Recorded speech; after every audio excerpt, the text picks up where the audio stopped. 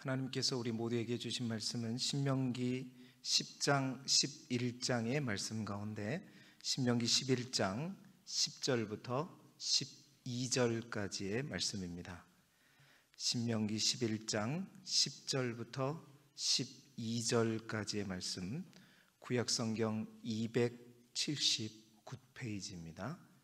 구약성경 279쪽 신명기 11장 10절부터 12절까지의 말씀을 우리 모두가 한 목소리로 함께 읽겠습니다. 시작. 내가 들어가 차지하려는 땅은 내가 나온 애굽 땅과 같지 아니하니 거기에서는 너희가 파종한 후에 발로 물 대기를 채소 밭에 댐과 같이 하였거니와 너희가 건너가서 차지할 땅은 산과 골짜기가 있어서 하늘에서 내리는 비를 흡수하는 땅이요 내 하나님 여호와께서 돌보아 주시는 땅이라. 연초부터 연말까지 내 하나님 여호와의 눈이 항상 그 위에 있느니라. 아멘. 오늘은 신명기 10장 11장의 말씀으로 특별히 교재에 있는 제목을 하나님의 요구라는 제목하에 하나님의 말씀을 함께 나누도록 하겠습니다. 교재에 나와 있는 포인트 150쪽에 나와 있는 포인트를 우리 화면을 보면서 함께 읽어보도록 하겠습니다. 시작. 하나님께서는 이스라엘 백성에게 출애굽과 광야 생활의 은혜를 잊지 말고 하나님께서 주신 율법을 지키고 순종할 것을 요구하십니다. 아멘. 이제 본격적인 율법, 신명기 율법을 모세가 선포하기 전에 5장부터 11장까지의 이설교의 부분 내용들을 우리가 함께 살펴보고 있죠. 오늘은 그 권면의 마지막 이제 10장, 11장의 부분입니다. 지금까지 반복해서 강조해 온 내용들을 정리해 가죠. 그래서 오늘 모세는 결론적으로 하나님께서 너희들에게 원하시는 것이 무엇이냐, 신명기 10장 12절 13절에 이스라엘아 내 하나님 여호와께서 내게 요구하는 것이 무엇이냐, 곧 내 하나님 여호와를 경외하여 그의 모든 도를 행하고 그를 사랑하며 마음을 다하고 뜻을 다하여 내 하나님 여호와를 섬기고 내가 오늘 내 행복을 위하여 내게 명하는 여호와의 명령과 규례를 지킬 것이 아니냐. 하나님이 원하는 것이 뭐냐, 요약하면 그거죠. 이제 지금까지 계속해서 내가 반복해서 말한 것처럼 하나님만을 사랑하고 그 계명과 말씀에 순종하는 것, 이것이 바로 너희에게 하나님께서 원하시는 것이다. 정말 여러 번 반복했어요. 정말 아버지의 마음으로 거듭 말씀드렸죠. 그래서 모세는 이제 너희가 1세대처럼 너희의 아버지 세대처럼 목을 곧게 하지 말고 마음의 할례를 받음으로 이제 하나님께서 그 약속대로 70명의 하늘의 별과 같이 많은 자손을 허락해 주신 그 신실하신 그 하나님만을 사랑하고 또 전심으로 사랑하라고 이야기하면서 이제 기나긴 이 순종에 대한 1장부터죠. 사실은 1장부터 11장까지 똑같은 그 내용을 반복했는데 긴 권면을 이제 마무리하게 됩니다. 그리고 이제 마무리하면서도 보세요. 지금까지 다양한 방법으로 반복한 이야기를 딱 두 단어로 11장에 이제 요약을 합니다. 그 두 단어가 뭐냐? 바로 축복과 저주예요. 지금까지 쭉 얘기한 걸 딱 두 단어로 축복과 저주로 얘기하면서 이제 이 두 가지 중에서 어떻게 하라? 선택하라. 결단의 요청까지 하는 거죠. 그러니까 신명기 11장 26절에 보세요. 내가 오늘 복과 저주를 너희 앞에 두었다. 하나님의 명령을 들음으로 복을 선택하든지 아니면 듣지 않고 다른 신을 따름으로 저주를 선택하든지 선택은 너희의 몫이고 그 선택의 결과는 완전히 달라질 것이다. 정말 사랑이라는 그 아버지의 마음, 또 하나님의 마음을 빼고 1장부터 11장까지 읽어보면 이 시대의 말로 말하면 거의 뭐예요? 완전 스토커예요, 스토커. 할래 안 할래? 할래 안 할래? 정말로 해라. 그리고 그것도 모자라 마지막 결단을 요청해서 짜, 다 정리해. 복, 저주 있어. 이제 뭐 선택할 건데? 진짜로 선택해. 이거 진짜 너희들이 선택하는 데에 따라서 달려있는데 뭘 선택하느냐에 따라서 완전히 달라질 거야. 그 마음으로 여러분 다음에 또 신명기 1장부터 11장을 읽을 때도 항상 보시기 바랍니다. 그리고 이 11장이 이제 12장부터 본격적인 율법이 선포되고 11장의 마지막 이 선택이 이제 27장으로 넘어가는 거예요. 연결되어지는 거예요. 이따 보십시오. 자, 그렇습니다. 하나님께서 허락하신 약속의 땅, 이제 이스라엘 백성들 출애굽 2세대는 모두가 그 땅에 들어갑니다. 모세만 빼놓고 다 들어가요. 다 들어갑니다. 못 들어가는 것이 아니에요. 들어가게 되는데 그 땅에 들어가서 그 땅이 축복의 땅이 될는지 저주의 땅이 될는지 그것은 그들이 무엇을 선택하느냐에 따라서 똑같은 가나안 땅이지만 달라지는 것. 그게 바로 하나님께서 약속하신 땅, 가나안 땅이라는 것입니다. 선택에 따라 명함이 달라지는 곳. 오늘 이 아침에는 가나안 땅에서 이제 모세가 그 설교의 마지막 부분에 얘기하고 있는 그 본문, 오늘 우리가 읽은 본문을 통해서 그 땅의 비밀을 우리가 함께 살펴보기를 원합니다. 그 가나안 땅 첫 번째 어떤 땅이냐? 그 가나안 땅은 오늘 우리가 읽었던 본문 10절 11절에 있는 말씀처럼 하나님께서 직접 관리하는 땅이 어떤 땅이다? 가나안 땅이다. 하나님께서 직접 관리하는 땅이라는 거예요. 10절에 보십시오. 애굽 땅과 비교해서 얘기하잖아요. 애굽 땅과는 잘 분석해 보면 세 가지 면에서 차이가 있는 땅이 바로 가나안 땅이라는 것입니다. 그 당시 여러분 모든 것은 다 농경시대였기 때문에 농경시대에 있어서 물의 중요성은 말로 표현할 수가 없겠죠. 자, 물과 애굽 땅과 가나안 땅, 물을 중심으로 애굽 땅과 가나안 땅을 비교해서 설명하고 있어요. 가나안 땅이 과연 어떤 땅인가? 첫 번째, 애굽과 가나안 땅의 차이점이 뭐냐면 물의 공급원이 다르다고 얘기하고 있는 거예요. 물의 공급원이. 자, 애굽의 물의 공급원은 어디냐면 땅입니다. 그러니까 비가 아무리 와도 애굽 땅이라고 하는 것은 국토의 절반이 모래이기 때문에 비를 담아내지 못해요, 그 땅이. 그래서 애굽 사람들은 오로지 뭔만을 의지하냐면 나일강만을 의지합니다. 나일강만이 비를 담아둘 수 있는 곳이죠.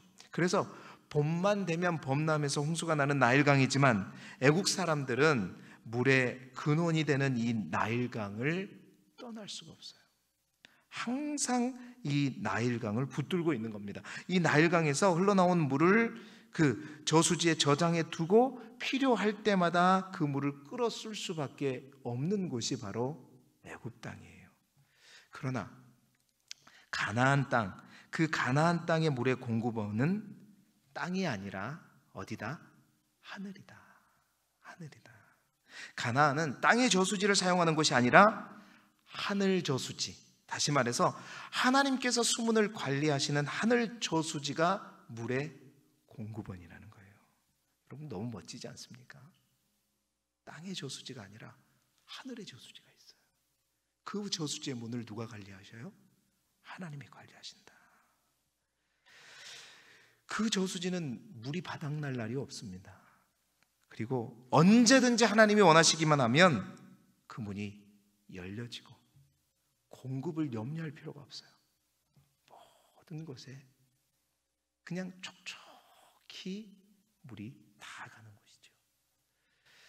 또한 물의 공급 방법이 다릅니다. 10절 하반절에 보면 너희가 파종한 후에 발로 물대기를 채소밭에 댐과 같이 하거니와. 그러니까 애굽에서 땅에 있는 저수지를 가지고 그 물을 대기 위해서는 발로 물을 댄다는 말은 이 표현이 뭐냐면 너희가 노동을 해야 된다는 거예요. 그러니까 너희가 수고를 했어야, 누가 노력을 해야 된다는 거예요. 그래서 수고하고 노력하고 열심히 해야 물을 어떻게 해요? 공급할 수 있다는 것입니다. 그러나 가나안 땅은 다르죠.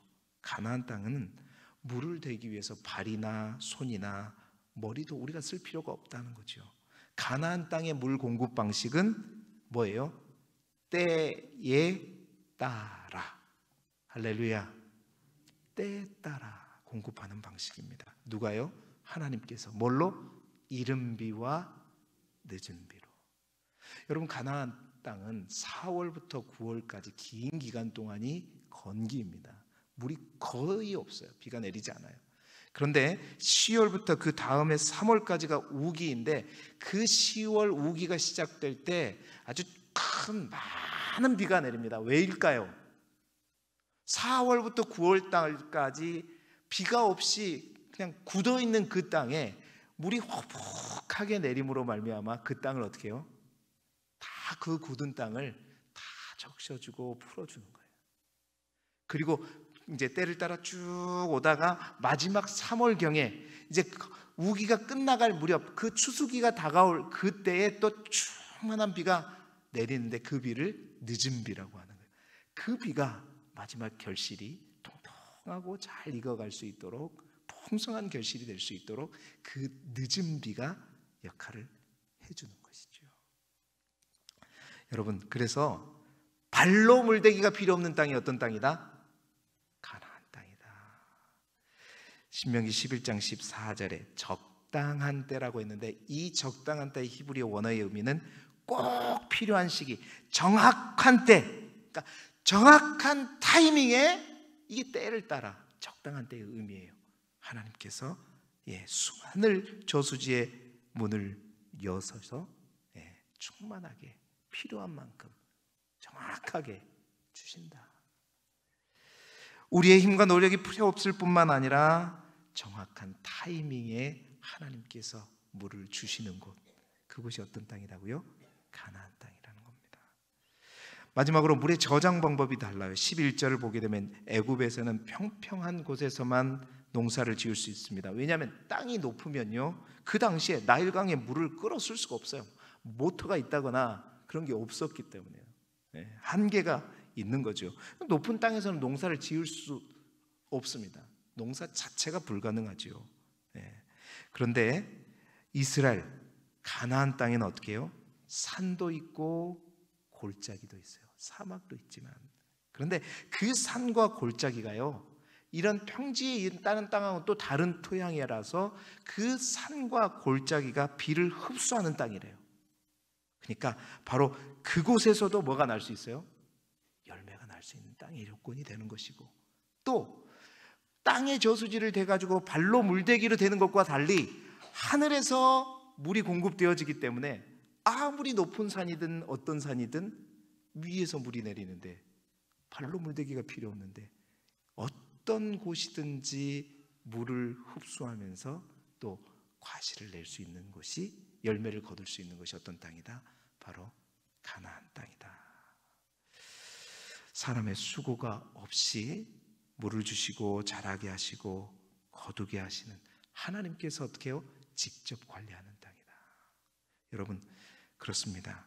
가나안 땅의 특성을 정확하게 해보면은 하나님의 도움 없이는 어떠한 인간의 방법과 수단으로 농사를 지을 수 없는 땅이 또한 가나안 땅이지만, 하나님이 함께 하셔서 하나님이 직접 관리해 주시면 세상 편한 땅이 가나안 땅이고, 어떤 곳보다 정확하게 풍성한 열매를 맺는 곳이 가나안 땅입니다. 저는 이 새벽에 여러분을 정말 진심으로 축복합니다. 여러분의 가나안 땅에서 이 하나님의 관리하심을 누리시기 바랍니다. 물론 우리의 발로 물대기를 가지고 수확할 수 있어요. 그 축복의 땅에 있으면서도 저 애굽 땅과 바벨론 땅에서처럼 나의 수고와 나의 노력을 가지고 겨우 어떤 것들을 결실을 추구하는 그러한 삶이 아니라, 그 가나안 땅에 모든 것을 정확한 때에 하나님의 방법으로 관리해 주시는 그 하나님의 축복을 누리시는 여러분이 되시기를 주님의 이름으로 축복합니다. 자, 두 번째 가나안 땅은 어떤 땅이냐? 12절의 말씀인데요, 하나님이 직접 지키시는 땅이다라는 겁니다. 여러분, 가나안 땅의 실제를 보면 가나안 땅이 다 이런 좋은 땅이 있는 게 아니에요. 가나안 땅 자체는 그 땅의 토질 자체가 약간 석회질을 갖고 있습니다. 그리고 광야도 많고요, 또 계곡도 있고요, 낮에는 그래서 너무 덥고요, 밤에는 오히려 춥다고 하잖아요. 그러니까 특히 가나안 땅에 있는 그 광야의 경우에는 갈 수 있는 길이 정해져 있단 말이죠. 그래서 그 길은 모두가 다녀요. 지난번에 한번 말했지만 사람도 다니지만 너무 더우니까 동물도 맹수도 다 그 길목에 다 있어요. 모든 도적대들도 다 그곳에 있단 말입니다. 그러니까 혼자서 그 땅을 지나가기 너무 무서운 땅, 특히나 밤에는 절대 혼자 목숨 걸고 다녀야 할 땅이 바로 가나안 땅입니다. 어느 곳에서 어떤 짐승이, 어떤 사람이, 어떤 도적대가 나타날지 모르는 땅이, 그러니까 요즘 말로 말하면 치안과 보안이 완전히 꽝인 곳이 어떻게 보면 가나안 땅이죠.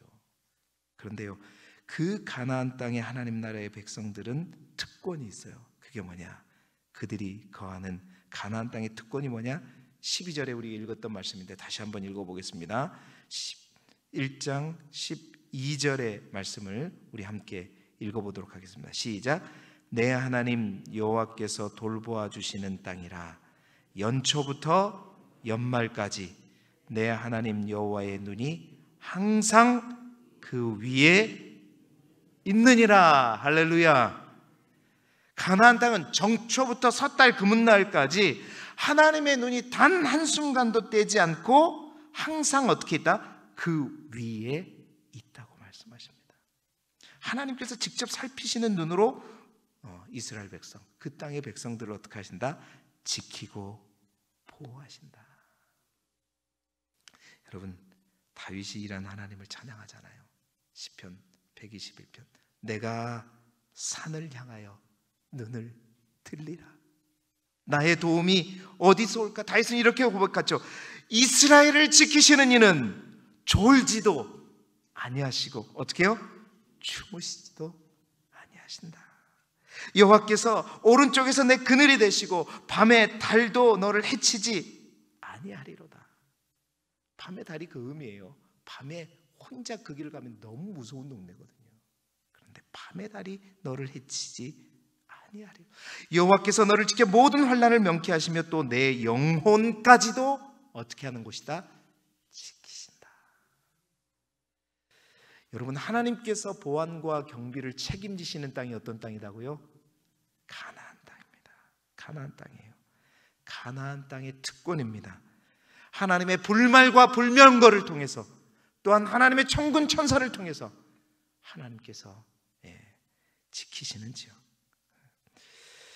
뿐만 아니라 여러분, 하나님께서 지키시는 그 땅에 거할 때 내일 우리가 읽을 말씀 속에도 있지만 신명기 12장 9절 10절에 보면 그 하나님께서 지키시는 땅에게 그 땅에서 주시는 땅에, 그 땅에 들어가면 참된 쉼과 안식을 누릴 수 있다라고 얘기하고 있습니다. 하나님의 지키시는 하나님의 경비구역이 바로 가나안 땅이기에 그 땅이 축복의 땅인 것이지요. 여러분, 우리들의 가나안 땅에 하나님의 보호하심과 하나님의 지키심이 또 날마다 때마다 충만하기를 원하고, 그것을 통해서요 정말 무서운 땅이 아니라 안전한 땅, 쉼의 땅, 안식의 땅을 누리시기를 바랍니다. 자, 세 번째로, 그러나 중요한 것은 그곳의 선택은 우리의 몫입니다. 오늘 신명기 11장에 보면 선택을 얘기하면서 복과 저주를 얘기하면서 두 개의 산을 얘기합니다. 그 가나안 땅에 있는 두 개의 산, 너희는 그 땅에 들어갔을 때 그 세겜 위아래로 있는 그 두 개의 산에 올라가라. 하나는 에발산이요, 또 하나는 그리심산인데 그 두 가지 산 중에 하나를 올라가서, 에발산에 올라가서는 뭘 선포하고? 저주를 선포하고, 그리심산에 올라가서는 축복을 선포하라. 여러분, 이게 이제 선택하는 거예요. 똑같은 가나안 땅이지만 그 가나안 땅에 두 산이 있는 것이다. 여러분, 하나님의 축복의 땅인 거 분명하지만 가나안 땅이 적과 꿀이 땅이 되기 위해서는 우리가 본 것처럼 반드시 그 전제가 필요해요. 뭐예요? 그 전제는 모든 것이 하나님과 연결되어 있을 때만 하나님이 관리하시고 하나님이 지키시고 하나님이 보호하시는 것이지, 하나님과의 관계가 끊어져 버리면 어떤 땅? 그 땅은 저주의 땅이죠. 그 땅이나 아니 애굽 땅보다 저 바벨론 땅보다도 못한, 우리가 지금까지 40년 동안 걸어온 광야와 똑같은 땅이 어떤 땅이다? 가나안 땅이다. 그러니까 가나안 땅의 비밀은요, 여호와를 향한 그 신앙 안에 거하지 않으면 그 땅은 척박한 땅이요 광야 같은 땅이지만, 하나님 안에 여호와의 신앙을 가지고 그 땅에 거하는 그 순간, 저 애굽 땅에 놀라운 이적이 있을 때 그 고센 땅만큼은 하나님께서 구별해서 어떠한 어둠의 세력도 틈타지 않도록 지켜주셨던 것처럼, 가나안 땅은 하나님이 직접 관리하시고 지키시고 보호하시고 하나님이 인도하시는 땅이 바로 가나안 땅입니다. 선택은 누구 몫이다? 나의 몫이다. 에발산을 올라갈 것이냐, 그림심산을 올라갈 것이냐, 모두가 다 수고는 하고 있어요. 모두가 다 열심히 걸어가고 있습니다. 그런데 우리가 가는, 등반하는 그 산에 따라서 그 산 꼭대기에 누가 계시는지가 결정되는 거예요. 사랑하는 성도 여러분, 그 선택이 바로 우리에게도 놓여 있습니다. 우리 또한 애굽이라고 하는 하나님의 세상의 또 어둠의 죄의 종되었던 산에서 하나님의 은혜로 이제 출애굽하고 광야를 지나 우리 모두가 하나님께서 허락하신 그 비전의 땅에 우리 또한 들어가게 될 것이고 이미 들어와 있습니다.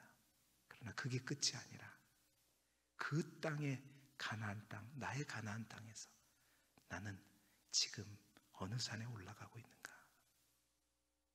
어느 산에 올라가고 있는가? 하나님의 신호등과 하나님의 표지판을 보지 않고 세상의 신호등과 세상의 표지판을 따라, 하나님의 시간표가 아니라 세상의 시간표를 따라 오늘도 열심히 등반하고 있다면 그 땅은, 그 산은 그리심산이 아니라 에발산입니다. 그 등반의 끝에는 하나님이 계신 곳이 아니라 그 에발산의 끝은 바로 바벨탑 꼭대기인 거예요.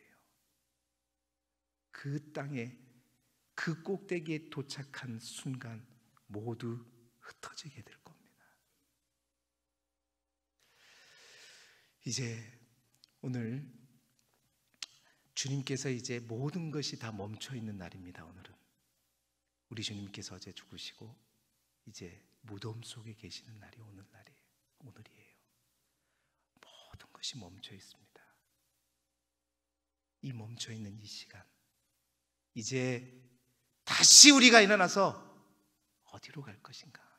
이 멈춰 있는 이 시간을 통해서 나는 수고하고 애쓰고 있는데 지금 어떤 산을 향해 가고 있는가? 에발산을 올라가고 있는가? 그리심산을 올라가고 있는가? 우리가 올라가는 산이 그리심산이라면 그 과정 속에서 하나님께서 직접 관리하시고 하나님께서 지키시고 보호하시고 바로 그 산 꼭대기에는 하나님을 만나고 하나님과 함께 할 수 있는 놀라운 하나님을 만나는 신의 산이 될 것입니다. 모세는 말하고 있는 거예요. 이제 내가 12장부터 26장까지 그 그리심산으로 안내하는 하나님의 표지판과 하나님의 신호등을 너에게 줄 것이다. 이것을 따라 그리심산으로 올라가자. 그러면 약속한 대로 그 척박한 광야와 같은 그 가나안 땅이 너희 모두에게 바로 축복의 땅이요, 적과 꿀이 흐르는 땅이요, 하나님의 능력이 역사하는 곳이요, 하나님이 경비하시는 곳이고 하나님이 직접 관리하시는 곳이 바로 그 땅이다. 사랑하는 성도 여러분, 그 땅의 축복을 누리시길 바랍니다.